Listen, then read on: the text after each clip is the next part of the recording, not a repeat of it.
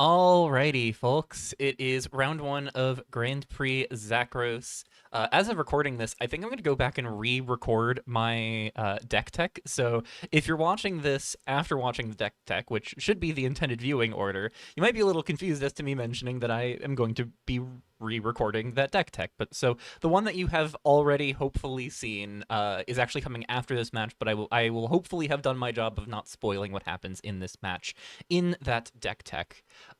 Because obviously I haven't played this match yet. We're waiting on our opponent here in round one, which is Magma Dragon, who is on white blue Weather or white blue Swablu Seas.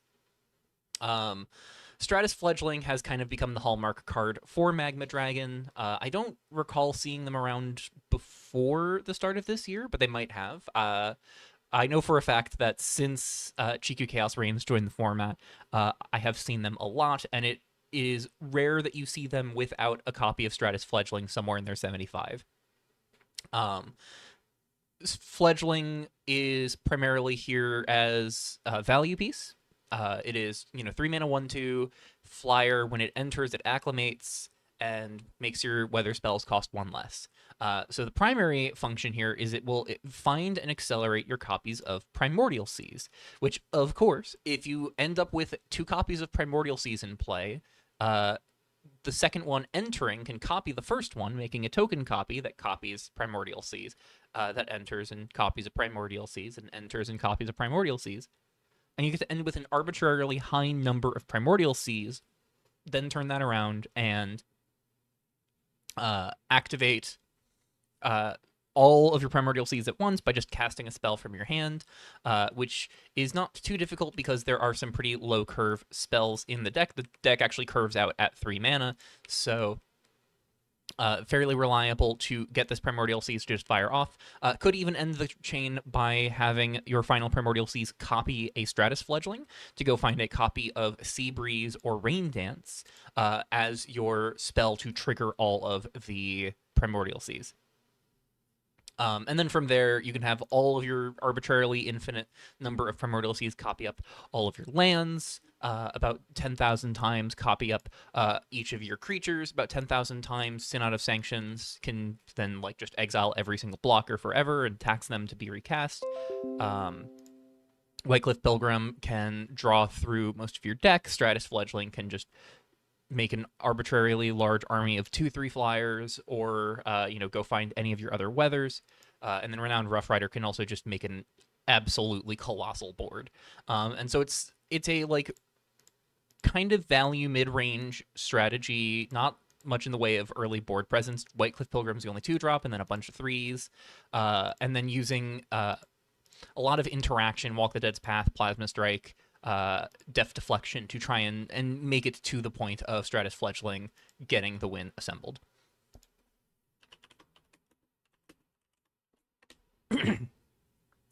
So as far as how we can beat this, I don't really know. We're going to have to be very intentional with a lot of our choices. It is helped a lot that Inklight Dancers kills almost everything in their deck. Poletizers can kill anything in their deck pretty reasonably. Omen of Slaughter is going to be a little awkward in the face of Renowned Rough Rider, but otherwise is pretty solid. Deft Deflection is going to be the real trouble, I think. And also, Walk the Dead's Path is crazy good against us in the main board. So yeah, this is going to be an interesting matchup for sure. But we can feasibly win this.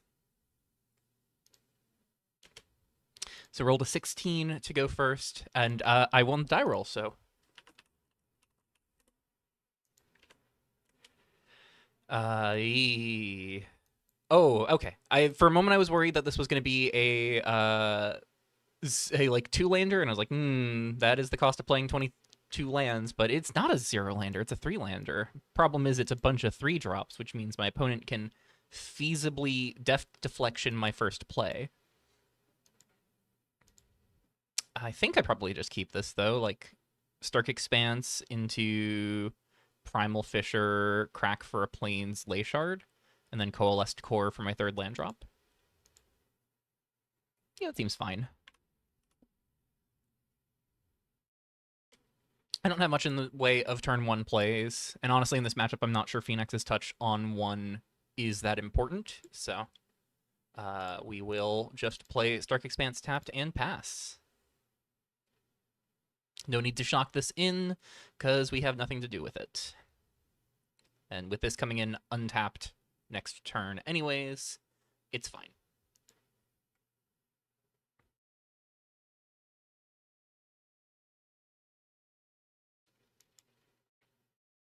I do think I'd like to go for Data Weaver over Path of Phynax, in part because of their enchantment removal in the main. Temple of Origins, one of the cards I did actually exclude and was on my radar as something I maybe should have included. And they're going to play out Jump, which is a pretty good subroutine. So they can kind of tee this up. So if they put it in like program, they're putting it in program C. So turn 2 is A, turn 3 is B. Yeah, so they can play a 3-drop on curve and then jump it on turn 4, which is going to be really scary if the 3-drop in question is a Renowned Rough Rider. We will draw a Pull of Tizerus. Yeah, we're just going to go for the aforementioned Primal Fisher for a Plains. Using the Karsus basics this month. They're just really pretty. I like the giant crystals. And we'll run out a Ley Shard and ship on over. So Ley Shard is nice, does potentially allow us a turn 4 Revolt of the Palace. If we can find another land and the Revolt in our next 2 draws. Otherwise, I think we're probably just holding on to it to pay for a Death Deflection.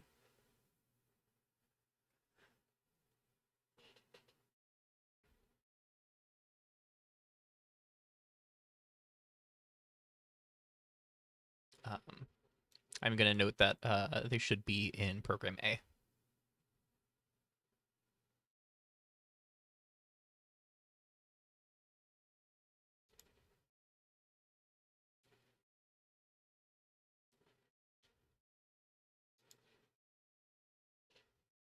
Oh, yeah. Sorry, I didn't realize they were using this counter to keep track. I usually track with yellow counter that I move from program to program. They are holding up a Death Deflection, which should not come as a surprise whatsoever. So we're just going to untap and draw. We pick up a Swamp, so I'd much rather run that out than a Coalesced Core.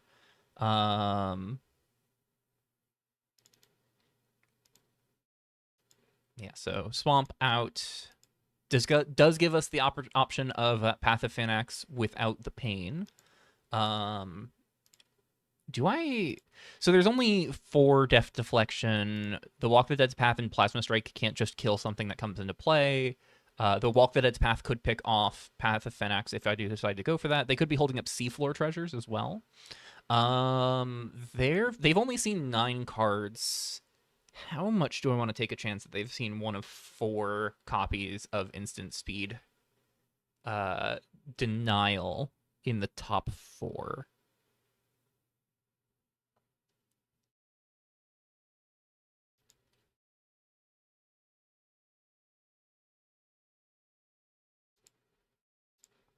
I think I would like to go for the Path of Phynax, actually. As much as I like Data Weaver, I think I want a Data Weaver when I can guarantee I will play something after the Data Weaver. So let's go for Path of Phynax and see if we get a Death Deflection here. I'm ultimately not too heartbroken if this does get deflected. In part because like that means that's 1 fewer counterspell for them to have in future turns. Because they do only have the 4 counterspells. And no more in the sideboard, so. Oh, they're going to cycle a Distant Path. Yeah. All right. Path of Phynax will make them discard 2 mill 2. Pop out their graveyard, see what they lose here.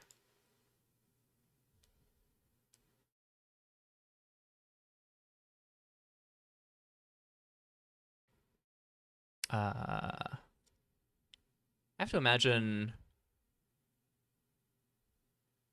Okay, so they pitch an island. Might be flooding out here, which is nice to hear.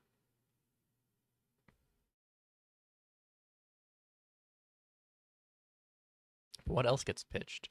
They might only have the 2 lands in hand between the island and one other land, and they're debating if they need the other land more than anything else in their hand. Oh, Stratus Fledgling is what gets going. They mill Lucent Basin and a second copy of Jump. So 1 Fledgling down. I will say, one of the inclusions that just doesn't quite work with Revolt of the Palace, but I do wish was in here, and I'll just pull it up here so I don't give my opponent the awareness that I'm talking about it, is Forget Their Names. Forget Their Names with enough mill or hand attack or whatnot, just getting to completely strip away a resource from them would be really nice. Just like completely cut off the weather axes from viability for my opponent.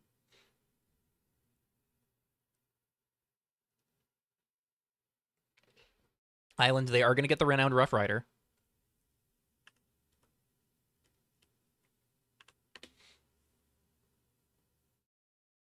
So that is going to be a human token coming down here. We will untap and draw a Corpse Pyre Fiend. They lose 2, we gain 2. Could go for the Fiend or could go for the Data Weaver. If we go for Fiend, I think we're doing Fiend plus pull. I want to pull the Renowned Rough Rider, but I think what I want to do is I want to fish to see, can I have Data Weaver hit a 1-drop from them? Or hit a land drop, even better.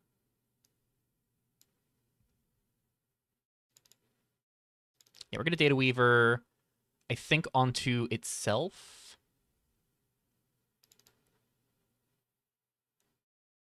Targeting my opponent.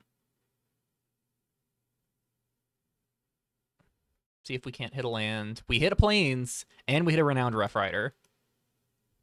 So I'm going to toggle normal untapping, and I'm going to attach these to... Oh, I need to select one and not both. Yeah, I can attach both to the Data Weaver. Unfortunately, this does mean that I'm going to have to use the Ley Shard to cast the Pull of Tyzerus.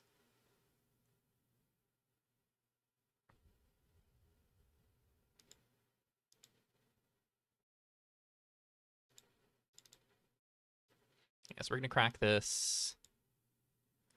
Draw a card, make a black, pick up an Inklight Dancer, which is pretty nice. We will unattach here. And Pull of Tyzerus, the Renowned Rough Rider. So they get another human token, but just a pair of 1/1s, and this completely nullifies their jump for the turn cycle. And if they play an instant that does not get rid of the Path of Phaenax, like if they try and set up a Plasma Strike here, the Path of Phaenax is going to get to let me play one of their cards from their graveyard. So we'll ship on back here. I'll pop out my graveyard as well, because this is relevant for Corpse Pyre Fiend. 2 white sources is awkward for the Fiend, but I could just use those to pay for Data Weaver. Or pay for casting or adventuring Inklight Dancer.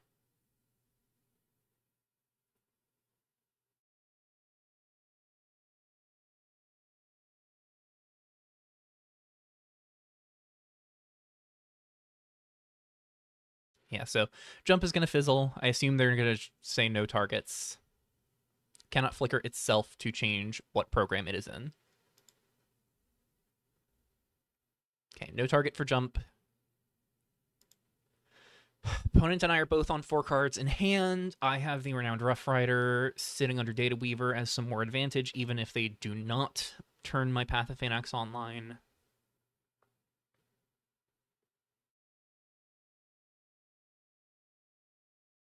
That is 2 Renowned Rough Riders out of their arsenal, though, between the one I have integrated and the one that I just killed. And Stratus Fledgling is nice for me because that is another way for me to give my Fiend flying in a pinch. That is the only keyword of note here. And I've got to imagine my opponent is probably feeling kind of awkward to be sitting on Synod of Sanctions, if they have it. Just because,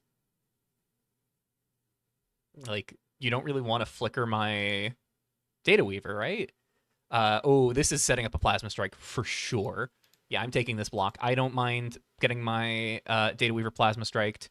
I don't mind losing access to this Renowned Rough Rider, because if they do this, they put Path of Phalanx up to 8 cards in Graveyard. So I take one. Did they not have the Plasma Strike or the Walk the Dead's Path? No. Okay, they were trying to psych me out with the Plasma Strike and the Walk the Dead's Path, because I know they have 8 copies of it. They were trying to psych me out and make me think they had it, maybe. And, yeah, no, I don't care. This is a good value card. It's not the most important thing right now. Another copy of Stratus Fledgling. I have to imagine this is going to go find Rain Dance, maybe? Yeah, I've got nothing to stop that.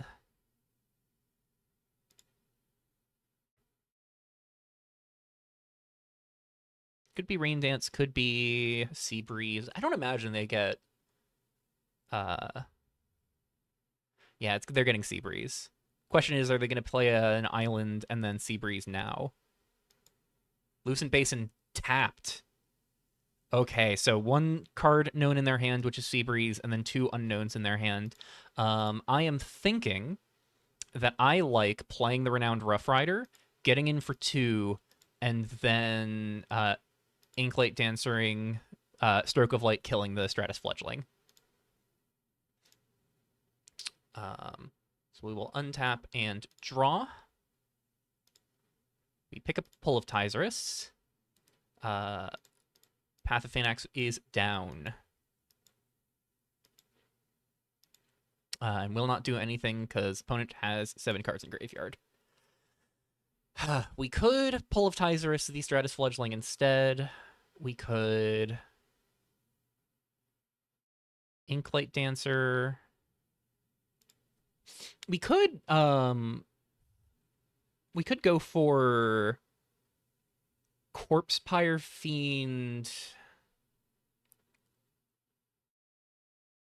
Coalesced Core, integrate the Pull of Tizerus in our graveyard, and then pull Stratus Fledgling that way. It doesn't let us develop other things, but it does get rid of the Stratus Fledgling right off the bat.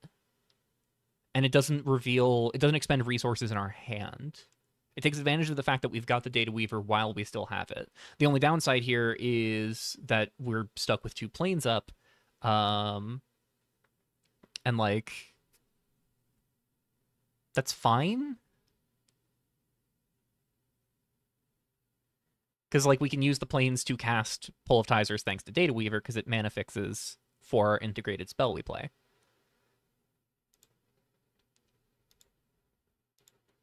I think that might just be better than Rough Rider. Rough Rider is more pressure, though, and I do want to... No. Okay. Important note here, and this is why I don't want to make the Rough Rider play. They got Sea Breeze. If I play the Rough Rider, they can Sea Breeze back the Rough Rider to their hand. So that's why I don't want to play the Rough Rider here. So I think I do want to go for the Corpse Pyre Fiend, integrate my own Pull of Tizerus, and then cast Pull of Tizerus with Data Weaver.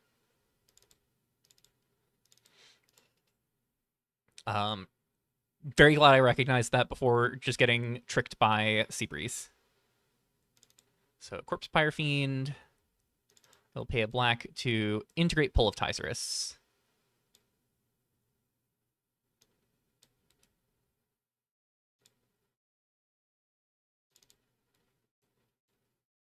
I will kill Stratus Fledgling.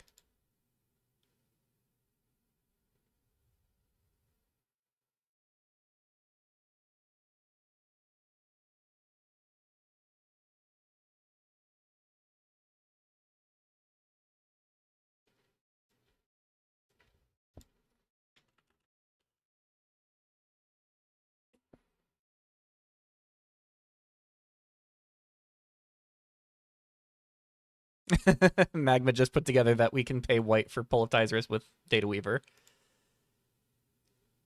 Yeah, so we just get to remove a thing every turn from now on, as long as this goes unchecked. And this goes back to the graveyard. Yeah, this is fine. This is okay. This is normal. And I don't care if we get this Data Weaver removed, because we do have to kill our opponent.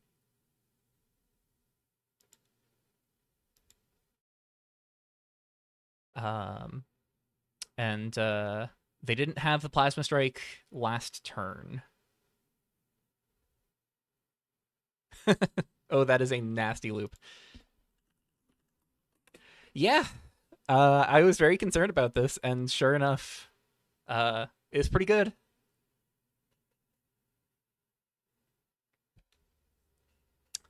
Worst case scenario, I am paying. Actually, worst case scenario, I'm using Corpse Pyre Fiend to make my land drops every turn. Go find my other swamps so I can stop having to just hold up the plains constantly. I would have preferred hitting a Temple of Origins over the plains with that in mind, actually.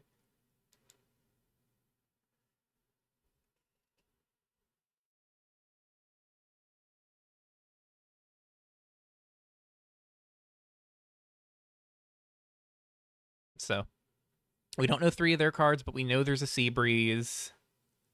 We're just never playing the Renowned Rough Rider because we know what Sea Breeze can do, and we know that Sea Breeze will give them back the Rough Rider. Because it's a bounce. Bounce is something to hand, and last thing I need to do is hand a resource over to them. Particularly one that could win them the game.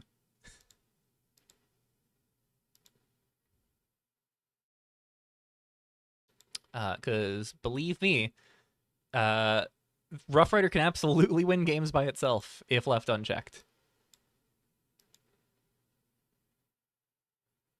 And especially if they got to Sea Breeze the Rough Rider, if I'd played it this turn, and then next turn deploy the Rough Rider, or go land drop Rough Rider this turn.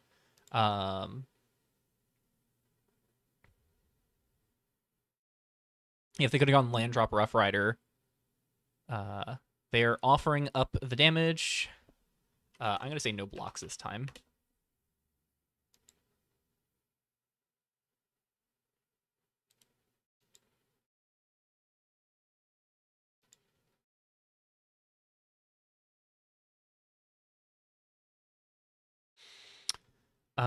If I can find an untapped land, I'm playing Path of Phynax every time. I will draw. That is a Chronicle of Extinction.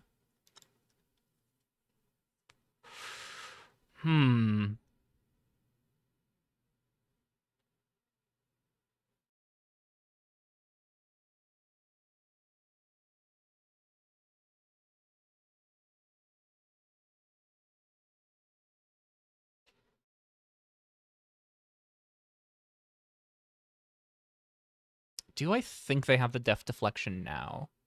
So last time I asked, they were at 51 cards in library. Now they're at 42. Odds are a lot higher that they've seen a Def Deflection.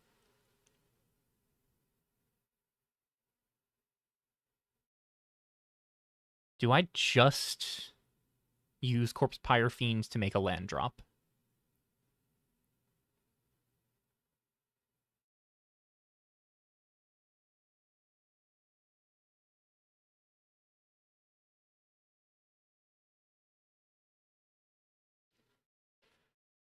I think I do. I think what I'm going to do is I'm going to use Coalesced Core for Corpse Pyre Fiend, integrate the Primal Fisher, Data Weaver the Primal Fisher, and then swing 5. And if they remove one of my things, I'm going to Chronicle Extinction second main, make them discard their hand and exile their graveyard. So, Coalesced Core. Let's play get Primal Fisher out of our graveyard.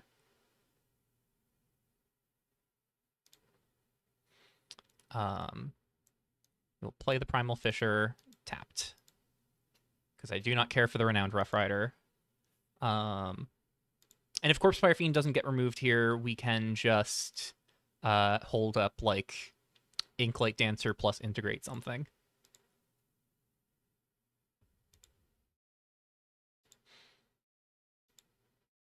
So we will scurry on over to combat here.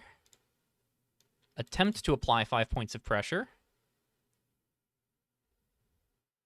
See if they take it or if they've got anything they want to do. So at the moment, I'm kind of comfortable just hanging back here. I'm in the hot seat. They're going to walk the Dead's Path, the Data Weaver. That is perfectly fine. So Data Weaver down. That goes to their exile. And they take 3. If they Deft Deflection this, they're down to 1 card in hand.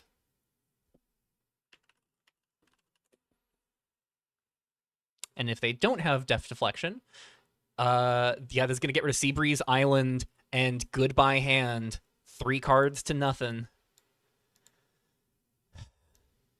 Hell yeah.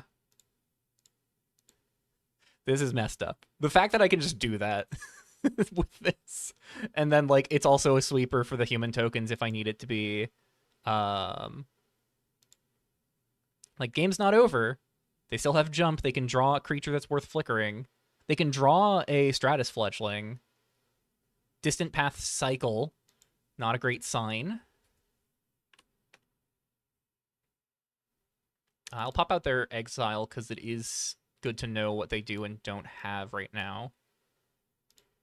So just Distant Path in their graveyard, 1 card in hand. Plasma Strike kills the Corpsefire Fiend here. Okay, and they just play Temple of Origins. From graveyard or outside the game.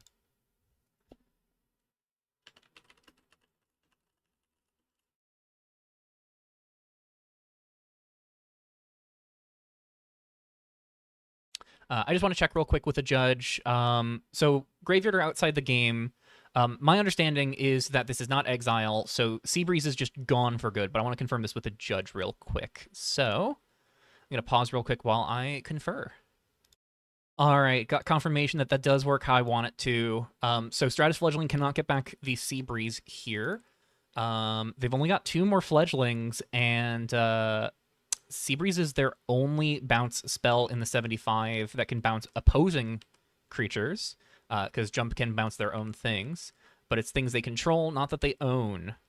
Oh no, it does bounce creature or subroutine. Yeah, sorry. So this can still rebuy the creature I hit. Oh, I'm glad I was rereading Jump. So I do have to still be worried about that, but at the very least, Seabreeze is out of contention for Stratus Fledglings down the road. But Jump is still a concern.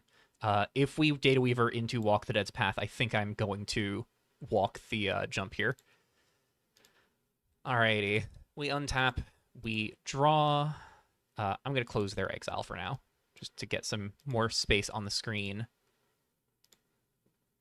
Did not draw a land. Going to, I think, play Data Weaver. Integrate the top 2 cards. Synod of Sanctions, Stratus Fledgling. Okay, we're not playing either of these this turn.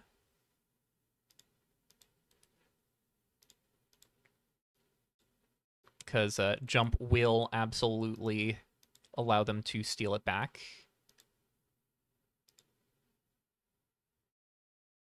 That is the 3rd Stratus Fledgling. Okay. Opponent packs it up. That felt pretty good. Opponent does not have a lot in their sideboard. They've got Looming Psyhawk, Virtualized Onomastic, Fall of Tracks, and Invasion's End. Psyhawk, not particularly relevant against us. We aren't really making tokens. Fall of Tracks, not particularly relevant against us. The third chapter can be pretty relevant, but we only have one thing in our deck that's going to be a permanent with mana value 4 or greater. The human tokens are just fine. The third chapter really is most likely going to be stealing a land, because we do want to be mindful that stealing our opponent's creatures has a risk associated. And then Invasion's End does hinder our clock, but not so much that I think we're like dead by any measure. As for us, Looming Psyhawk stops their combo.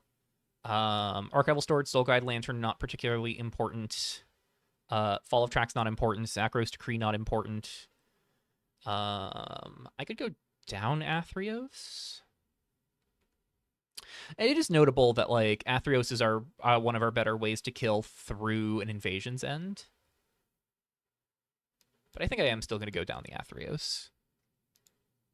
Zakros Decree, not important. Yeah, these aren't important.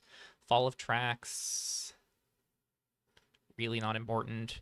It's just sort of weighing if I want the Chronicle of Extinction. So, yes, the only thing that survives a Chronicle is a Renowned Rough Rider, and anything that Rough Riders put enough counters on.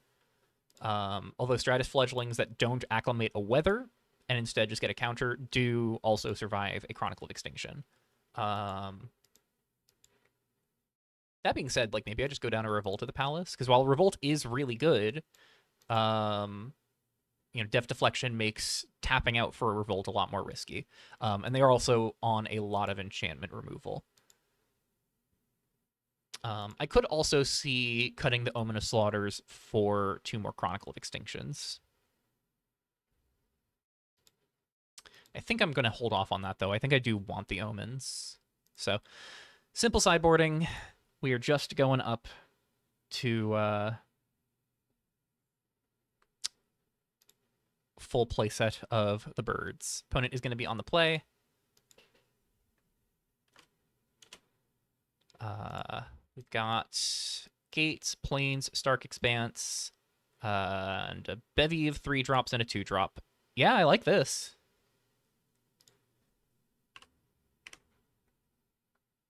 Exorcist, Psyhawk, Data Weaver, Sealing Strike. It's a pretty good hand.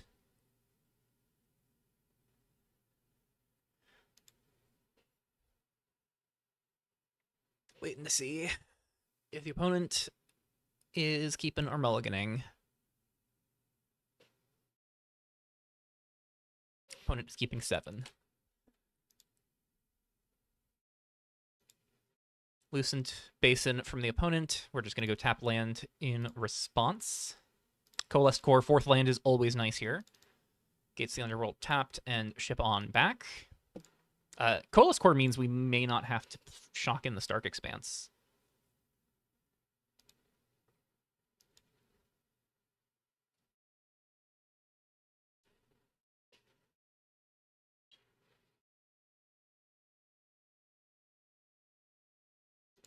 Opponent plays a Plains and passes. So Death Deflection is a possibility here. We pick up a Swamp. Yeah, so definitely not going to need to shock in the Stark Expanse anytime soon.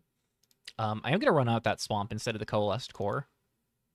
Swamps are a little better than the cores for us. And we're just going to go for the Exorcist of Errors. If they have the counter spell, they have it. They have the Death Deflection. Yeah. So no information gained, but that is 1 counter spell down. If they get to go for the Rough Rider here, we probably don't want to play Looming Psyhawk. Probably just play Data Weaver. Apologies that I keep mixing it up between data and data, but oh, Stratus Fledgling is the hit here. They're getting Rain Dance. I'm okay with this, and I am absolutely holding up Looming Psyhawk. Draw a Coalesced Mesa. Yeah, this Dark Expanse is going to sit in our hand for a while, huh? I don't like that I have drawn exclusively lands. 22 lands deck, and I've seen 6 of them in the top 10. That's magic for you. I'm not super crazy about Sealing Strike. It is risky against a deck with 4 Walk the Dead's Path. I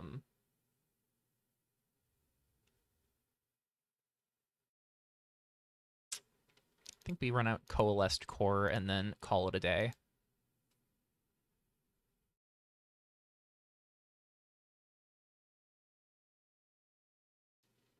I'm just going to have my lands pre-selected to flash in the Looming Psyhawk in response to a Rain Dance trigger. Or in response to a Rough Rider cast. Seafloor Treasures. Alrighty.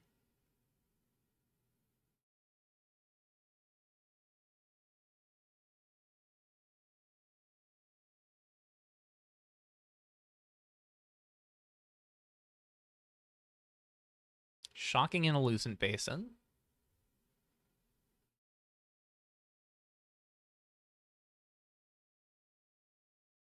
Just take 1.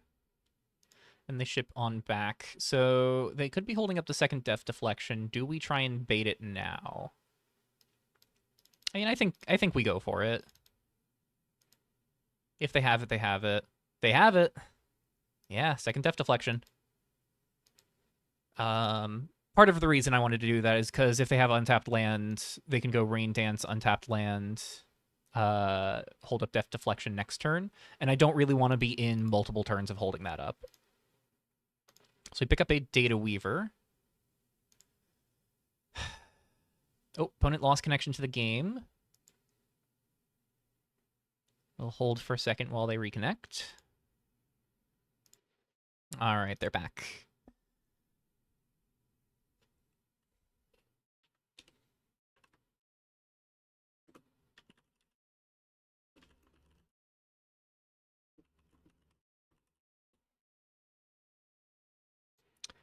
We'll Data Weaver them now that they're back.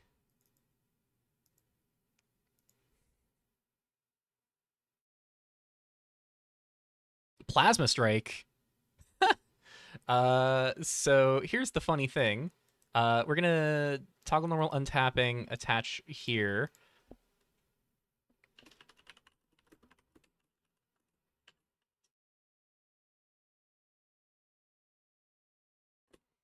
Yeah, we'll just play a Plains and pick off this Stratus Fledgling now.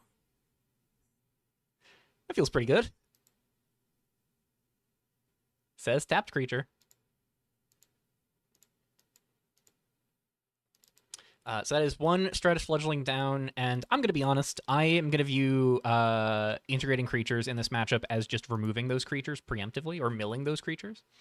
So this is just a Whitecliff Pilgrim out of contention for the opponent. 1 fewer Pilgrim they can draw. Though they are at surface for Seafloor Treasures, notably.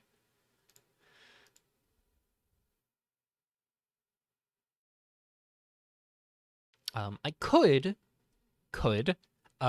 consider going for Whitecliff Pilgrim plus Data Weaver next turn. I don't love that. Because I don't love giving them the Pilgrim to bounce with like Stratus Fledgling plus Seabreeze.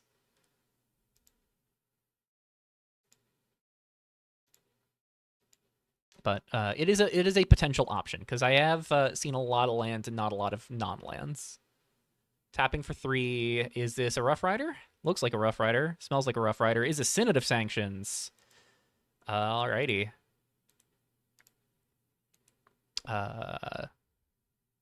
Let's create a token. Cast from Exile.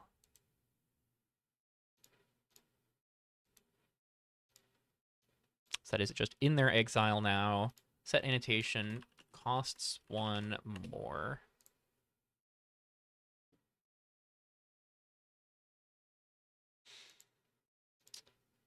Alrighty. Pick up a Primal Fissure here. Don't love that. Do we just recast our Data Weaver? I think we just recast our Data Weaver. Yeah. Glad I did all of that. Another Plasma Strike and a Seafloor Treasures. Nice.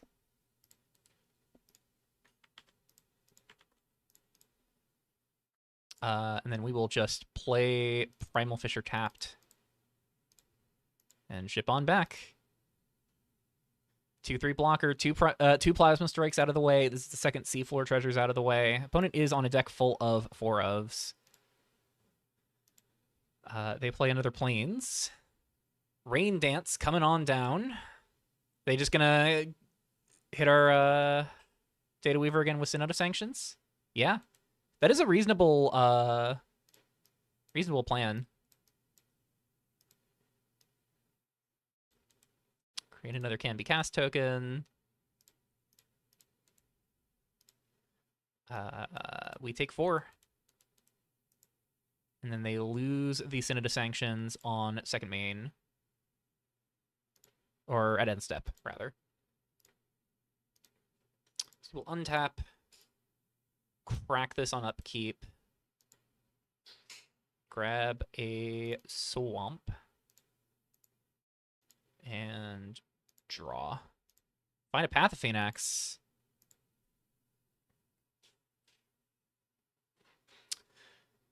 I could be down for Path of Phoenix plus Sealing Strike.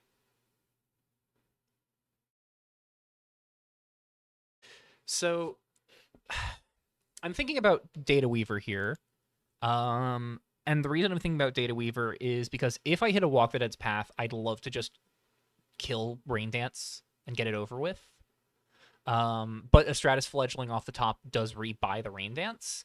And if they have, like, Fledgling Land Drop, they can go Fledgling Land Drop, Rain Dance, Synod of Sanctions, repeat, hit me for 4 again. I think I'm more interested in, if they have the Walk the Dead's Path, making them pay to remove the Sealing Strike, and then I just get rid of the thing that can trigger Rain Dance. And I'm going to Path the Phoenix first to try and bait out the Walk the Dead's Path being discarded. So Path of Phoenix.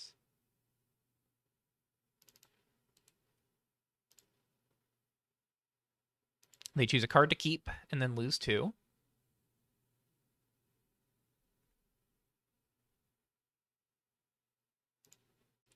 And then they're going to discard 2, mill 2. So we could get some good things seen into their graveyard. Essentially, whatever they mill here is what we could have gotten off of a Data Weaver. So we can also evaluate how good a Data Weaver would have been this turn. In place of Path of Phoenix. But I think I'm more interested in just running them out of resources.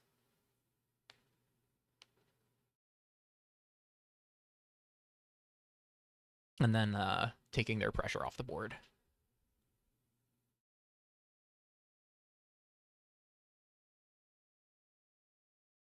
Okay, so that is Walk the Dead's Path.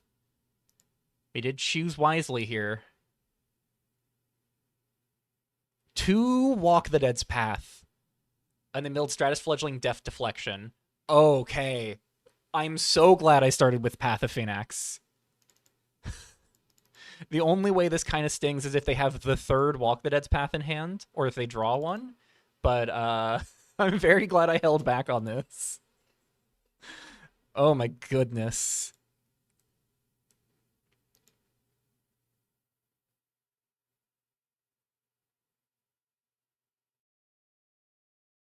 Nice Rain Dance. Not going to be doing much here. So get this Synod out of play.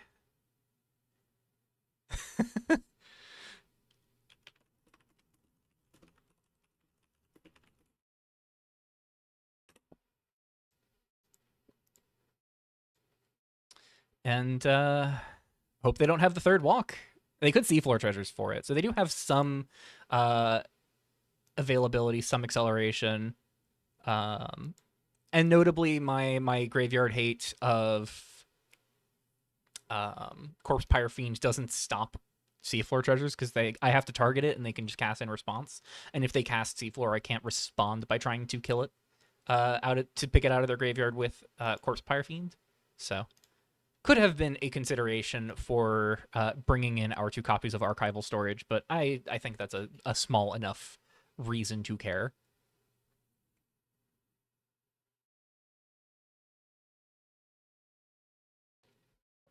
Okay, they are going to surface the Seafloor Treasures. I had a brief moment of them tapping Plains Temple and going, oh dear God, please, for the love of all that is good, don't let this be a Rough Rider off the top.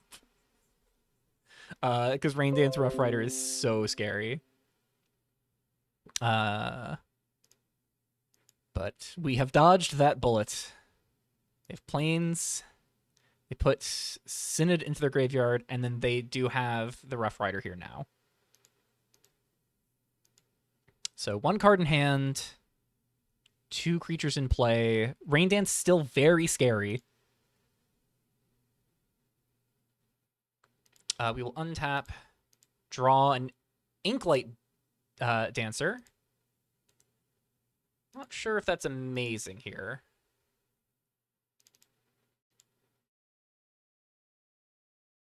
One, two, three, 4, 5, 6, 7. So you have 7 mana here. We could Data Weaver, try and find something interesting. They've got Rough Rider, Human Token.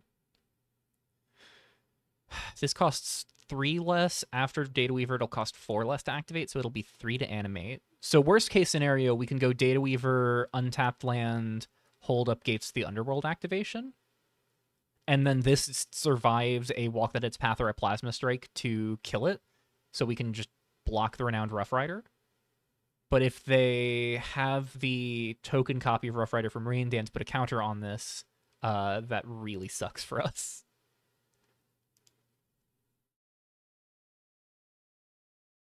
Which means I think we Inklight Dancer the human token just so that way their Rain Dance attack this turn doesn't absolutely suck. Or maybe we hit a Walk the Dead's Path and everything is perfect. I think I am in on tapping both cores and a swamp for the Data Weaver. From hand instead of from exile. Show me the top 2. Lucent Pace and Plasma Strike. Plasma Strike doesn't quite solve it.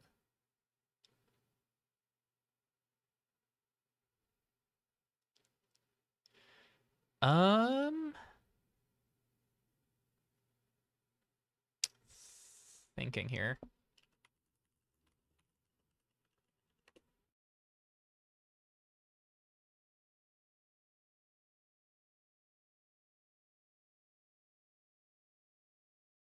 I can hold up the Inklight Dancer to shrink the Renowned Rough Rider, and that's only really bad if they have the Plasma Strike.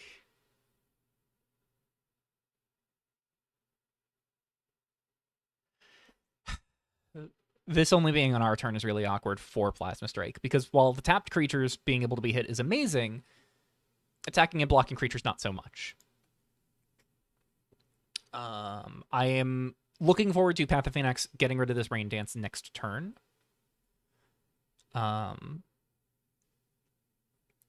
I think it is the risky play of hold up Inklight Dancer to clear the Renowned Rough Rider, to hope I can clear the Renowned Rough Rider, versus the safer gambit of just kill the 1/1 human so I take less.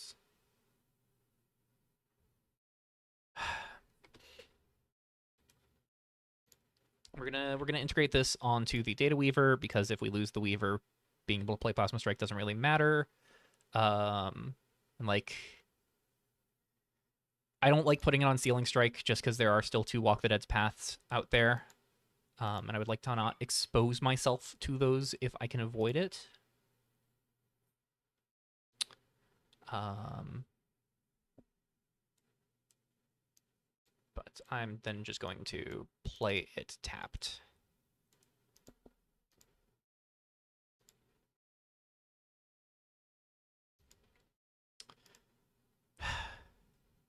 It's probably just Inklight Dancer on the Rain Dance. Or sorry, on the human token. I can wait, but if they have the 4th Death Deflection, that is really bad for me. So I'm not going to wait.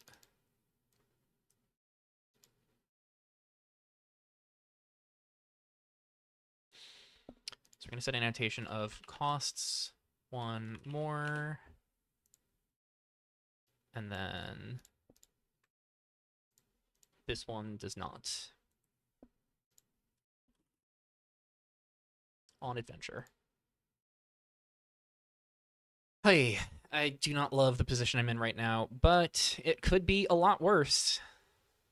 Maybe we psych our opponent out into thinking that a Plasma Strike is going to come down this turn.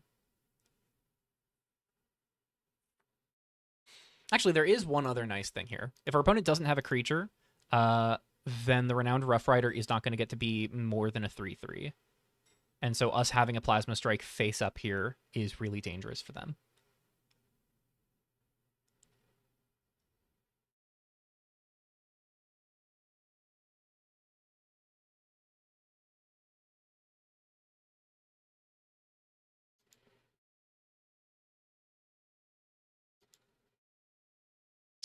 But they do get 2 cards to work with here. So this could still be very good for them. We just have to hope it isn't.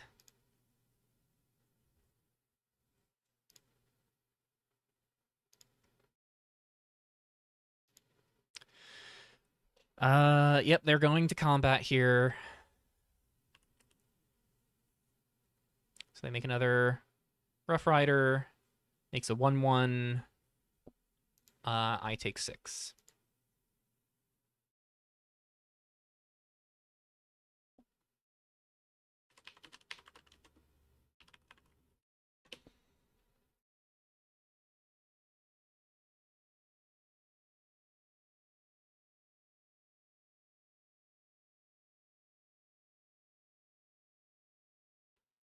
They're tapping 6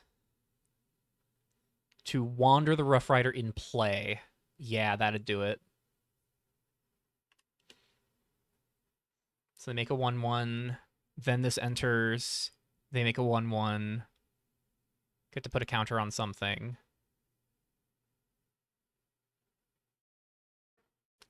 And then they get to do that again.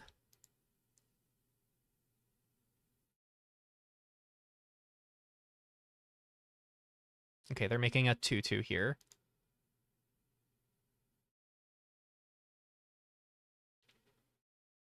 I think the best I could ask for here would be top deck Chronicle of Extinction, because I can go Path of Phynax, Walk the Dead's Path, the Rain Dance, and then Chronicle of Extinction. Oh, opponent lost connection again. Yeah, I wasn't considering them wandering the Rough Rider, but that does make sense. And it's very, very bad for us. So we'll see if we can claw our way out of this, but I will pause recording again while we wait for them to come back. All right, opponent's back, and we are golden.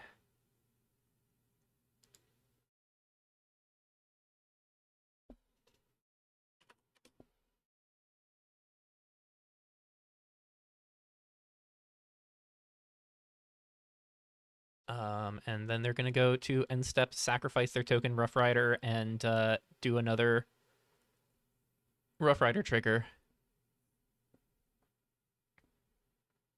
Okay, so they're going this one out of range of a board wipe, which is smart. So... Oh.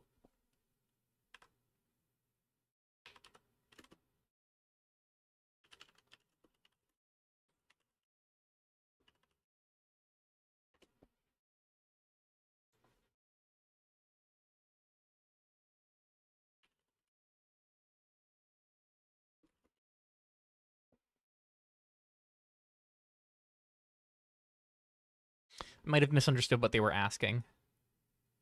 Yep. They remembered that they forgot that I killed one.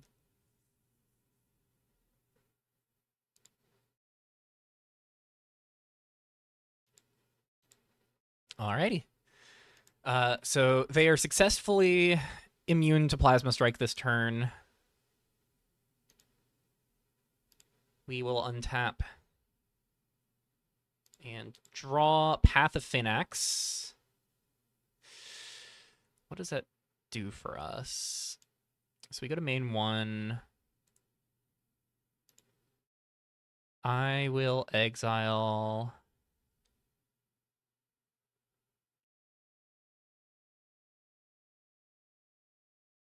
It's probably just Walk the Dead's Path, right? Like, there's really not much else to do here.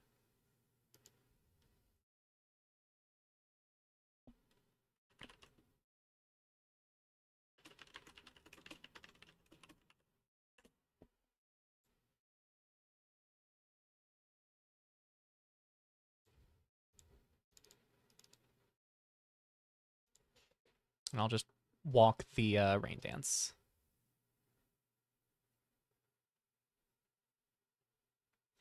Not going to waste any time.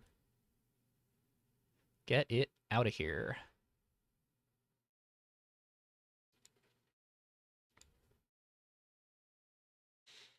So this is going to cost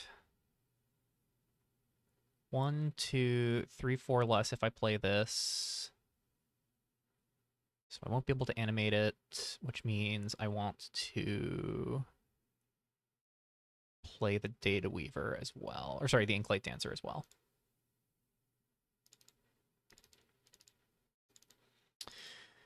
Redeploy Path of Finax. I found the other one.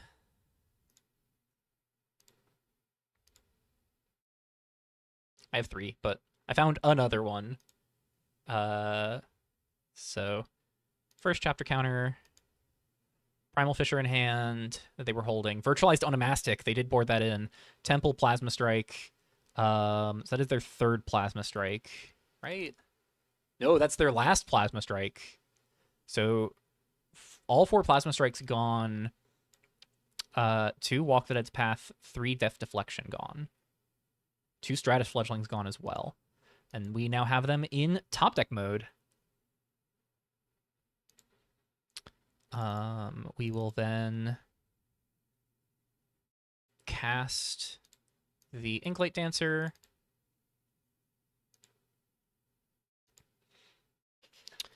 And 1, 2, 3, 4, 5, 6, 7. We're going to make the land drop because 1 more land drop would give us future Flashback Chronicles.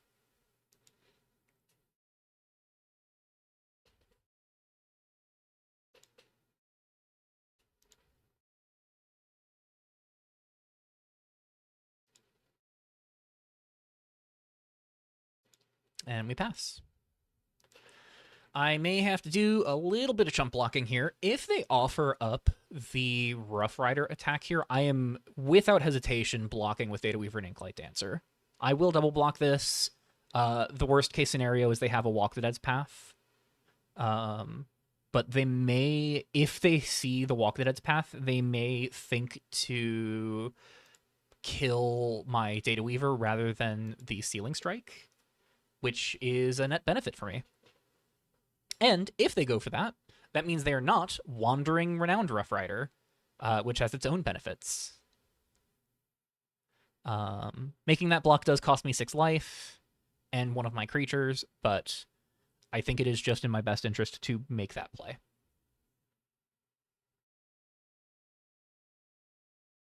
Okay, they are just playing Primal Fissure tapped and Wandering the Rough Rider. They're putting a counter on another human token.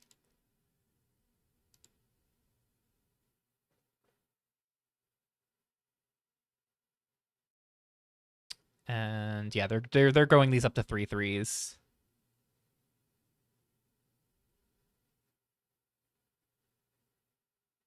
Swinging with both. Oh, swinging with all.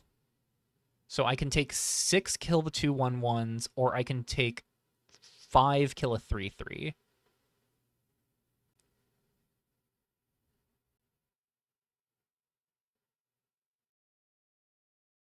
I'm going to take 6 because then I can Plasma Strike a 3/3.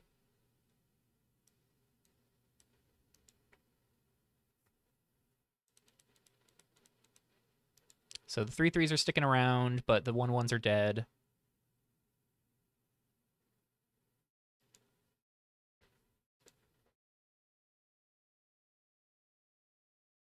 We will untap. We draw. Desolate Path is not great here. Deal 2, gain 2. So we are at 7. 1, 2, 3, 4, 5. This costs 1 to animate right now.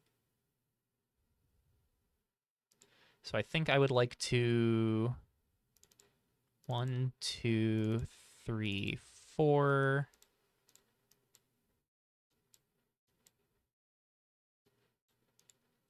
Cast the Data Weaver. Integrate the top 2. Get a Rough Rider. Get a Distant Path. Oh, that's actually really relevant. I will attach Distant Path to Inklight Dancer. I will attach this here.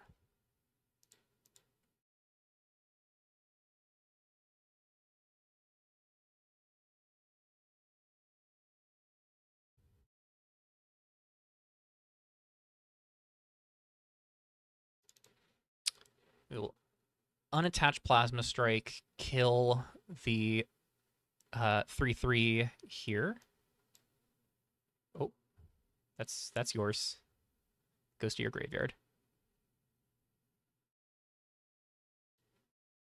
I don't know how to signal to them that this is that's yours.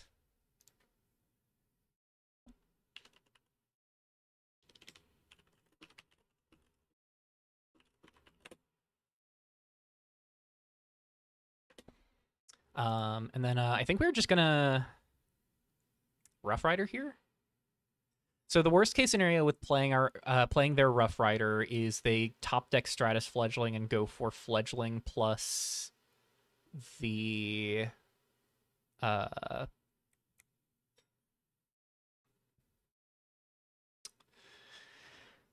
Fledgling Sea Breeze Rough Rider. So that would cost them 1, 2, 3, 4, 5, 6, 7. They do not have enough for Stratus Fledgling off the top, getting them a Seas into play.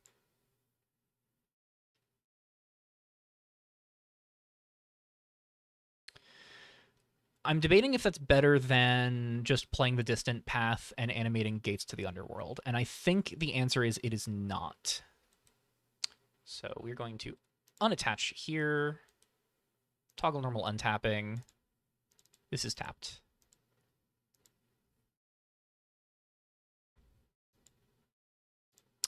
And we will ship on back.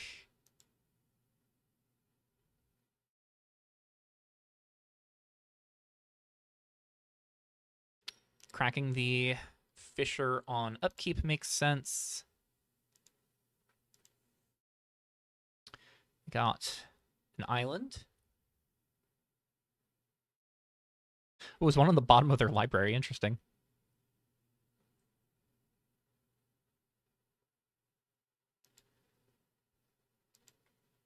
Have to hope they did not draw something good here. The nice thing of a Distant Path right now is it costs them a Rough Rider Wander.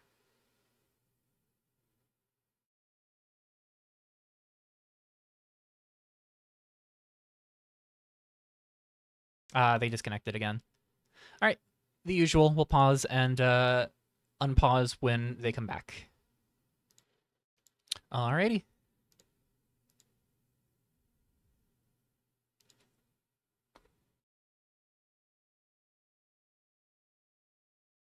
Oh, they started to tap an island. What do they have that they might want to play for 1 mana? Is it jump? Please play jump. I would love for you to play jump here. I'd love for you to play jump directly into the Path of Phoenix. They say this is not going to get better for me. I think... I don't know if that means that they don't think the card in their hand is going to get better for them if they wait, or if... Crashing-wise or board-wise? Whitecliff Pilgrim.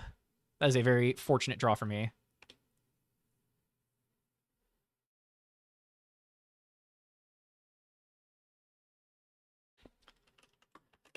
Whew.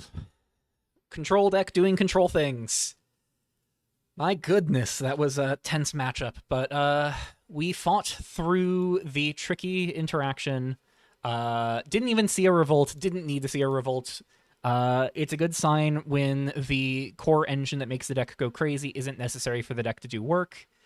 I am still feeling the pain of like not having enough enchantment removal. Sealing strikes in higher multiples would be nice. Maybe I could have considered that.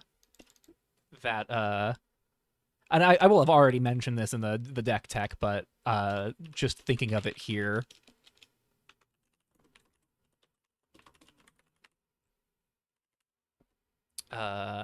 So you'll have already seen me mention that Graceful Finalizer might have been pretty nice here, but yeah, I do wish I'd had the Graceful Finalizer.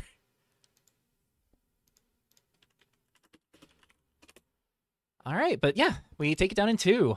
Very long game. I think there's going to be a lot of those this GP. It's just the nature of the beast. So we'll see how round 2 shakes up. And now to do the responsible thing and do the thing you all have already seen. But yeah, see y'all in round 2, and wish me luck in that as well.